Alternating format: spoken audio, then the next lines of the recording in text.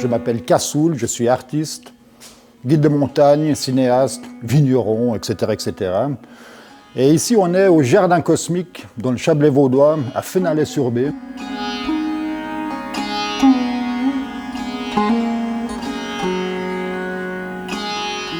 Toute ma démarche est une démarche de peintre, d'architecte, de constructeur, d'alpiniste. Et j'ai passé une dizaine, quinzaine d'années de ma vie à élaborer la peinture vivante de lumière, la peinture holocinétique. C'est des tableaux de lumière et j'utilise l'écran, la toile électronique, comme toile de peintre. Donc je peins directement sur l'écran, un écran tactile ou avec une palette graphique, peu importe. Les systèmes développés permettent de mémoriser, d'intégrer tous les mouvements du pinceau, tous les gestes, dont la structure picturale pour réaliser de la peinture vivante de lumière. J'ai transposé toutes les techniques de la peinture classique, les sfumato, pointillisme, travaux de Seurat et autres. J'ai intégré les techniques de la peinture classique avec ces nouvelles technologies et qui permettent justement de réaliser des tableaux auxquels rêvaient des artistes du début du XXe siècle, des expressionnistes, les travaux de Malevich, Paul Klee, Koninsky. Ils avaient dans l'idée de réaliser des toiles de lumière, de la peinture vivante de lumière. Et avec ces nouvelles technologies informatiques, électroniques, ces rêves sont devenus réalité.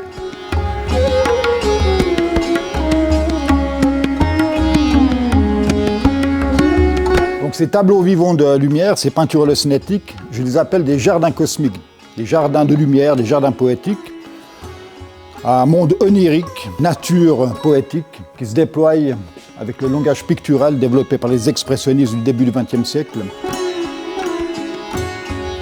Le nom jardin cosmique, à l'origine et à la base, c'est le nom des peintures, des tableaux. Et en dessous de ça, j'ai créé un espace, le jardin cosmique, un écran pour présenter ces tableaux, pour créer une œuvre d'art totale, où on pourrait dire que c'est de la peinture déployée sous forme spatiale, sous forme architecturale, et qui devient l'espace du jardin cosmique dans lequel on organise des concerts, des conférences, des formations, un lieu d'accueil, un lieu adapté à toutes les activités humaines de bon aloi.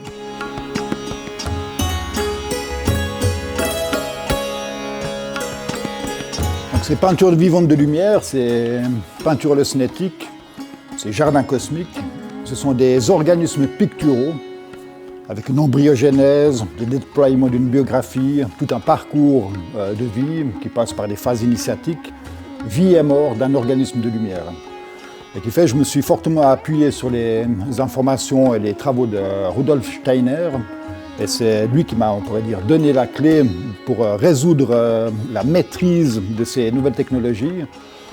Si vous faites un tableau de peinture statique, peinture abstraite, de simple sensibilité artistique permet de faire une sublime œuvre.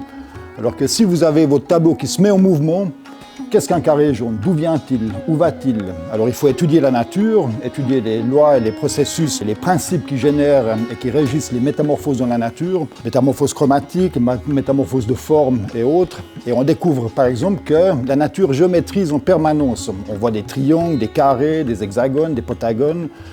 Et par exemple, un carré jaune, une crucifère, une fleur par exemple de rucola ou de chou, il faut observer l'origine par la graine qui va produire ce carré jaune en tant que fleur à 4 pétales. Et ensuite de ça, que devient ce carré jaune? Son recroquevillement dans une graine, etc., etc. Et toutes ces lois, ces études que j'ai faites sur la vie de la nature et les lois de la nature permettent après d'avoir une maîtrise du langage pictural. Et cette approche et cette démarche m'a amené à découvrir en fait l'agriculture biodynamique. Et j'ai découvert en fait que sur mon tableau, je faisais de la biodynamie, c'est-à-dire que je mettais en œuvre des forces organiques qui s'exprimaient par des métamorphoses de forme et de couleur.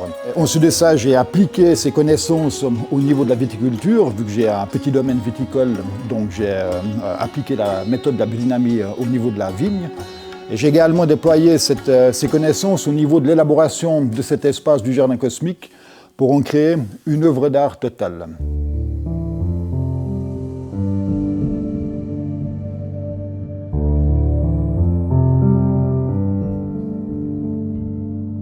Si l'artiste va chercher au fin fond de lui-même les forces créatrices pour en créer une œuvre d'art originale, sans copier le monde extérieur, mais en allant vraiment de son monde intérieur, de son jardin cosmique, et ensuite de ça, va découvrir son foyer de forces créatrices, l'œuvre qu'il va produire, immanquablement, sera un reflet de son humanité, des forces qui composent son entité spirituelle.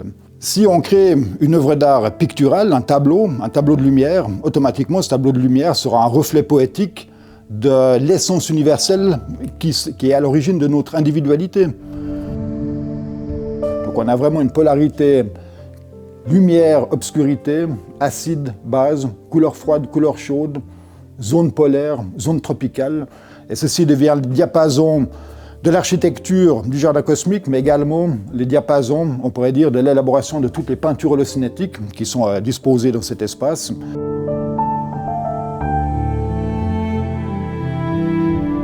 Alors cette idée d'architecture à l'image de l'entité humaine ou à l'image de l'archétype humain permet de solutionner toutes les problématiques qui pourraient se poser à un architecte, artiste. Et si, par exemple, ici, on se trouve dans la zone thoracique, donc la zone des échanges, ça nous permet de définir, on pourrait dire, toutes les zones d'activité, toutes les fonctionnalités de l'espace. Ici, comme un système digestif, cuisine, bar, avec le système cardiaque, le fourneau, système central, avec, dans la zone tropicale ou la zone métabolique, tout ce qui est activité, mouvement, volonté, donc les conférences, les concerts, l'activité de mon fils qui se déploie plutôt dans le domaine du mouvement. Et si ensuite de ça, on se dirige plutôt dans la zone crânienne, eh bien on constate que tous les ongles deviennent progressivement anguleux, les parois sont rigides, contrairement à la zone métabolique, où toutes les parois sont molles. Et là, on rentre dans la zone crânienne qui est d'un côté dédiée à la conscience, à l'étude, à la pensée, et à l'étage, l'inconscience, le sommeil, les chambres. Donc c'est ici que j'élabore, on pourrait dire, les concepts, où je développe mes travaux de recherche. On se trouve dans une zone qui est totalement soumise aux forces de la silice, forces de la lumière, une zone totalement anguleuse, où je peux travailler tranquillement, au calme.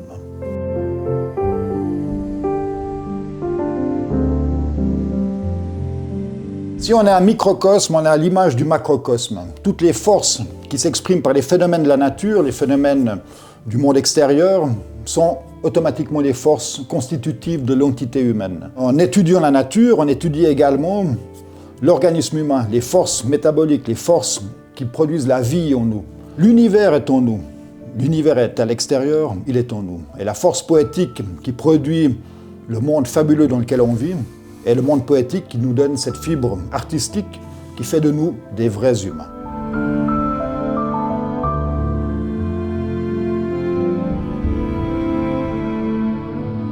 Et dans la zone métabolique de l'espace, la zone tropicale, la zone de la chaleur, du mouvement, de la volonté, de l'activité, c'est là que va se déployer la présentation de divers artistes sous forme de concerts ou de conférences, de diverses présentations. Et ici, on est dans un endroit où les courbes dominent, les parois molles sont prédominantes, tout est mou. Il y a des zones, structures qui sont plutôt en structure de coquille d'œuf, comme ici et autres, pour donner une dimension acoustique absolument parfaite, donc il y a la dynamique des fluides qui va régir cette architecture organique, et en même temps des textures de parois, de sol et autres qui vont entendre claquer, comme le sol et autres, des zones qui vont plutôt absorber, donc coefficient d'absorption et de réflexion au niveau sonore, qui va être structuré pour avoir une acoustique absolument parfaite. Et de par les qualités acoustiques et les qualités poétiques de l'environnement, c'est un endroit qui enchante tous les musiciens qui viennent se produire au Jardin Cosmique.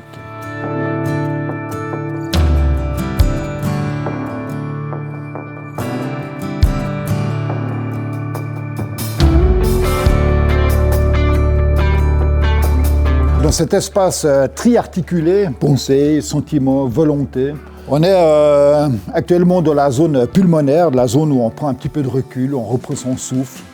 Et c'est dans cet espace-là que je fais l'école avec mon fils, Zach.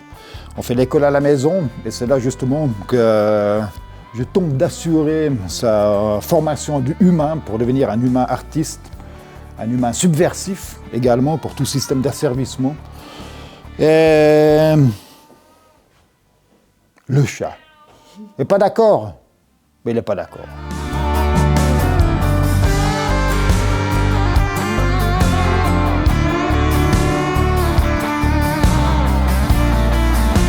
les Zag-Zag.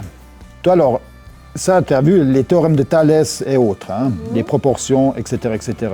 Quand tu réalises une sculpture, il faut toujours regarder les lignes de fuite, les points de fuite, hein, pour aligner toutes tes lignes, ou pas, ou ne pas les aligner si tu veux donner de la symétrie, pour avoir une cohérence et une dynamique géométrique au niveau de ta sculpture. Et si tu pars maintenant du point central, du point de fuite, je te laisse faire les lignes de fuite qui vont définir après la structure en hexagone, comme une structure qu'on trouve où? Bah, dans les cadres des rayons d'abeilles. Exact, dans les ruches, qu'on va aller voir après. Alors je te laisse faire juste les lignes de fuite ici pour finaliser le dessin.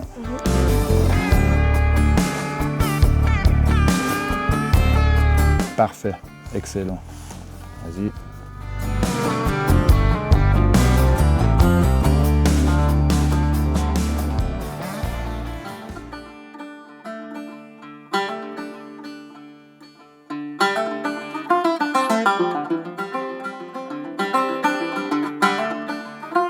On va nourrir les abeilles. Ouais. Hein? On a déjà pris un peu de miel Ouais, bah oui. pour l'été. Ouais. Alors on va composer un petit peu qu'on a pris.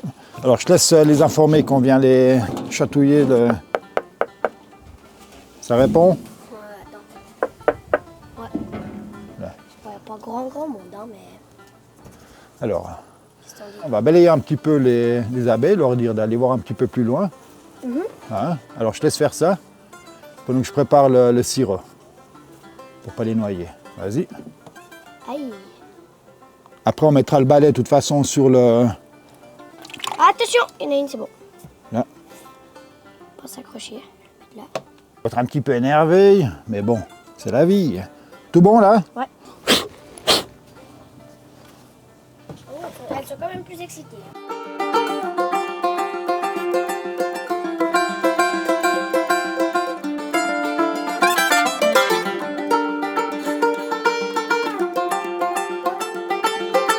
Excitée, regarde, elle nettoie l'autre, t'as vu là? Ouais. Puis il y a la guêpe qui vient là.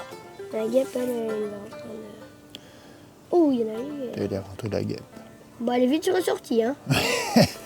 Tout bon?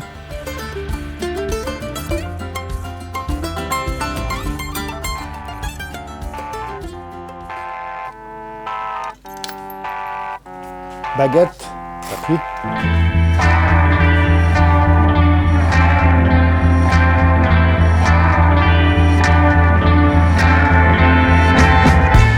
L'agneau innocent, hein, les Christ, soumis aux forces sataniques des chaînes et de la hache.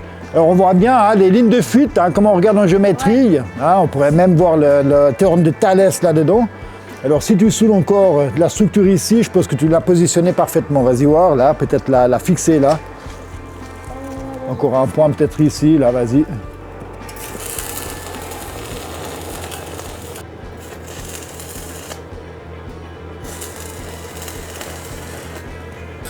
Mon pauvre ami, ça c'est du solide. Excellent. Joli. Parfait.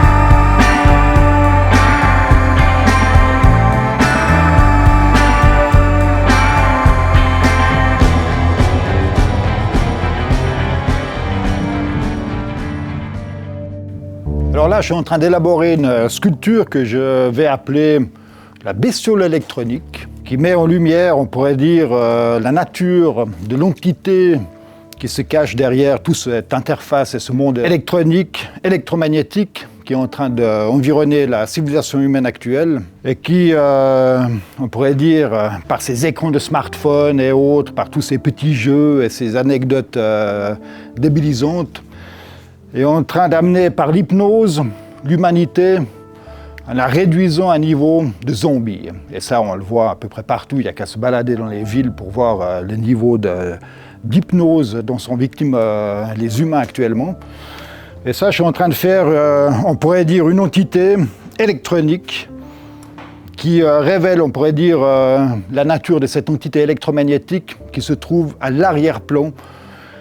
Et on pourrait dire qui est le danger face auquel est confrontée l'humanité actuellement. Pour quelles raisons? Évidemment, tout ça n'est pas anecdotique. Tout ça est fait pour pousser l'humanité de son évolution, pour l'élever vers une conscience beaucoup plus spirituelle, avoir on pourrait dire une attitude beaucoup plus chrétienne, christique, de penser aux autres et de défocaliser de son nombril sur le monde extérieur, exactement l'inverse de ce que fait, on pourrait dire, ces écrans qui environnent l'humanité actuellement. Et là, je fais une bestiole électronique, faite de cartes électroniques, d'éléments technologiques, de smartphones, etc., etc., et qui apparaît sous forme de ange déchu, infrasensible, qui nous attire dans les tréfonds infernaux et qui va nous réduire, on pourrait dire, à l'état de ver de terre. Est-ce que ma tronche, elle est pire que lui? Ta tronche? Ouais. Montre voir. Ça va. Ah.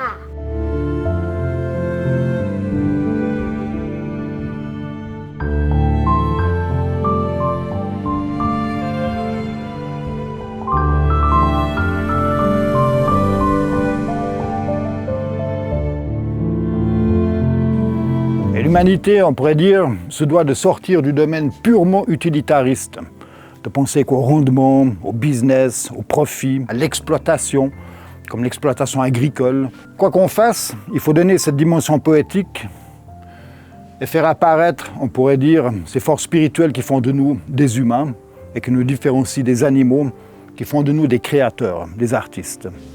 Une simple poutre mérite d'être sculptée et faire apparaître une dimension métaphysique, quelque chose qui transcende sa réalité banale du quotidien et qui nous permet de sortir de cette dimension purement mercantile du monde pour nous pénétrer dans un monde d'humanité et d'humain.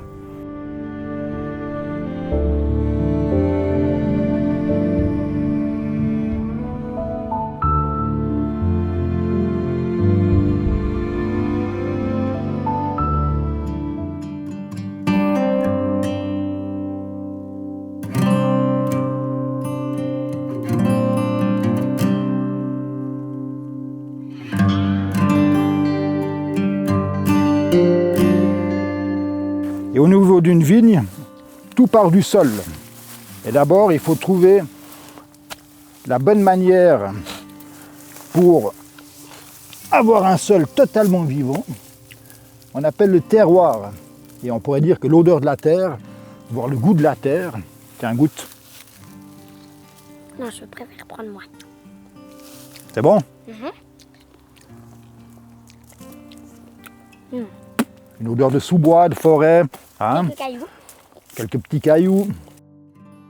Et en biodynamie, on travaille avec ce qu'on appelle les préparations biodynamiques, qui sont les 8 forces constitutives des forces de vie, qu'on réussit à potentialiser dans des substances qu'on appelle les préparations biodynamiques. Et la mise en œuvre de ces préparations biodynamiques dans une culture, en l'occurrence viticole, permet d'amplifier d'une manière absolument colossale la vie du sol, l'harmonie de ses forces vitales, pour avoir un sol qui depuis 40 ans ne reçoit plus aucune fumure, qui produit une quantité de raisin absolument sublime, avec une qualité Gustative.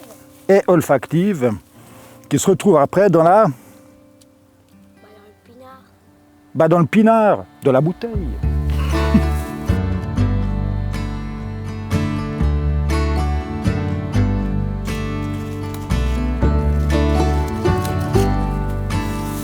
Déjà, tu lui dis de mettre de la bouse de corne.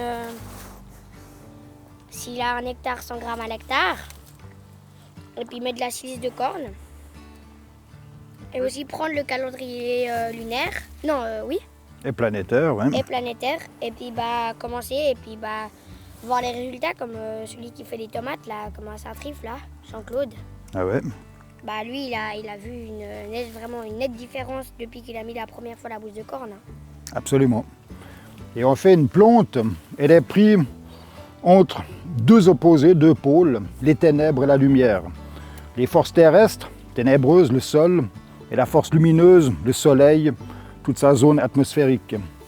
Et on utilise en biodynamie deux préparations de base qui sont la bouse de corne, qui vont amplifier et activer la vie du sol et l'enracinement des plantes, donc ça va à peu près doubler la structure racinaire des plantes. Et la silice de corne qui va permettre à la lumière solaire de pénétrer et de sculpter la plante de l'intérieur. Donc on va agir sur l'architecture de la plante, la structure de la plante. C'est pour ça que le nombre d'or progressivement apparaît partout. On est dans des vignes qui sont, on pourrait dire, ouvertes aux forces solaires. Et si en art, on s'intéresse à produire des aliments de nature spirituelle, c'est-à-dire qui vont produire des qualités civilisationnelles, une alimentation spirituelle, eh bien, il faut être capable de pouvoir décliner ces recherches artistiques sur le plan agronomique, sur le plan de l'agriculture, où là on va produire une alimentation beaucoup plus substantielle, mais où culture et agriculture doivent absolument se rejoindre et s'équilibrer l'un et l'autre et s'éprouver l'un et l'autre pour, on pourrait dire, garantir une démarche de réflexion, une démarche de recherche qui reste pragmatique et qui reste liée à la réalité terrestre, et où on peut observer le bien fondé ou l'aspect totalement erroné de ces réflexions en l'éprouvant dans des cultures. Alors si on a des cultures qui sont complètement dégénérées, ça veut dire que la réflexion n'est pas forcément totalement affinée.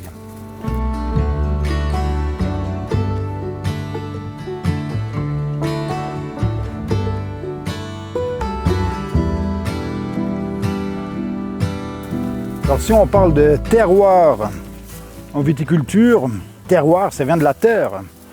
On pourrait dire que la qualité de son vin vient de la qualité de sa terre. Cette terre qui recouvre la roche comme un manteau de vie, un manteau vivant sur toute la planète. On pourrait imaginer que ce manteau de vie, c'est réellement une entité vivante. Et cette entité vivante, on la dynamise, on la soigne, on l'amplifie, justement avec les préparations biodynamiques. Et la qualité de la terre va produire la qualité du terroir.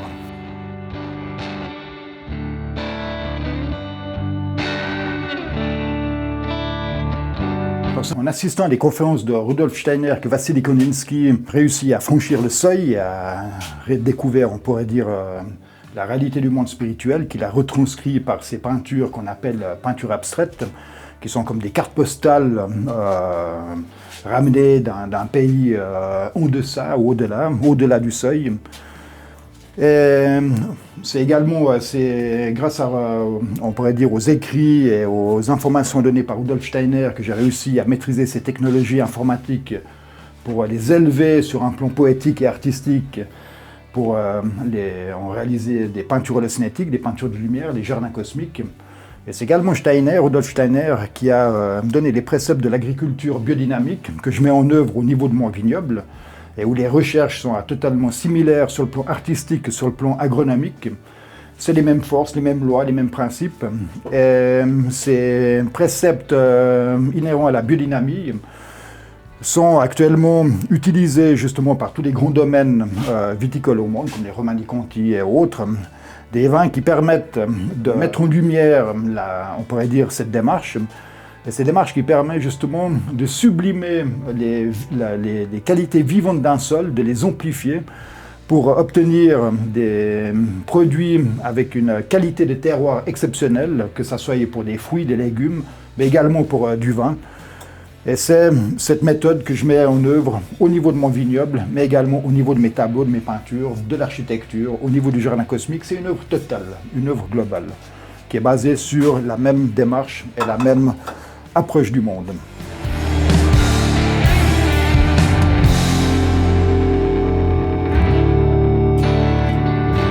Donc en fait, pour moi, le vin, en tant que vigneron caveur, ce n'est pas uniquement de le boire et de l'offrir aux amis, c'est également d'éprouver la démarche.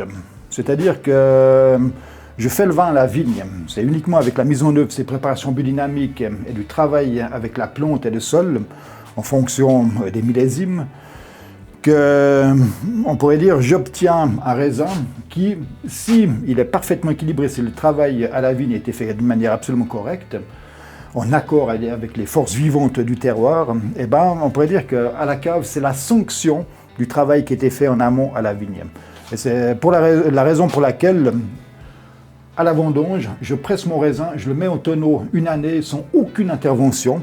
Et on pourrait dire que l'élévation par la fermentation du raisin est telle une sanction qui permet de jauger le bien fondé ou non de l'activité du vigneron à la vigne. Et c'est pour cette raison que je fais du vin nature sans sulfite, sans filtration, sans aucun travail en cave, et un vin qui va révéler vraiment la qualité du terroir. Du moment qu'on fait rentrer le chimiste à la vigne, il faut le faire rentrer à la cave et la santé, comme on dit.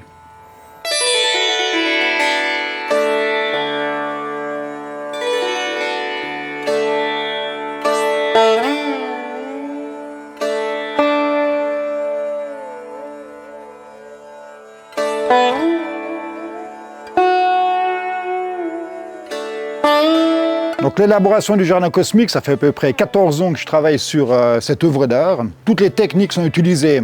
Bétonnage, choix à l'ancienne, tout ce qui est le travail du bois, du métal.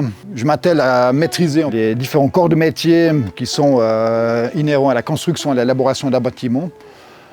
Et je les mets en œuvre, ces différentes techniques de construction, je les mets en œuvre d'une manière totalement poétique, artistique, où ça devient une peinture architecturale.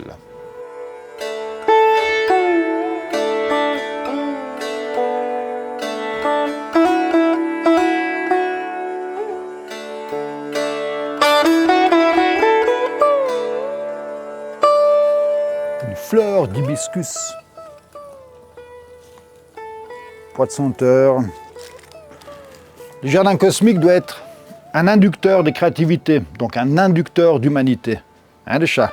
Qu'est-ce que tu en penses? Mais oui. Tout doit être art, tout doit être poétique. Et on pourrait dire que le jardin cosmique, c'est un vecteur, le vecteur d'un propos. C'est découvrir le jardin cosmique en soi, découvrez-vous en tant qu'individualité spirituelle. Et quels que soient vos domaines d'activité, devenez des artistes, des créateurs et pensez aux autres, avant soi-même. Et ça, c'est un propos d'alpiniste. Une cordeille, c'est toujours sa vie dépend de celui qui est encordé à votre corde.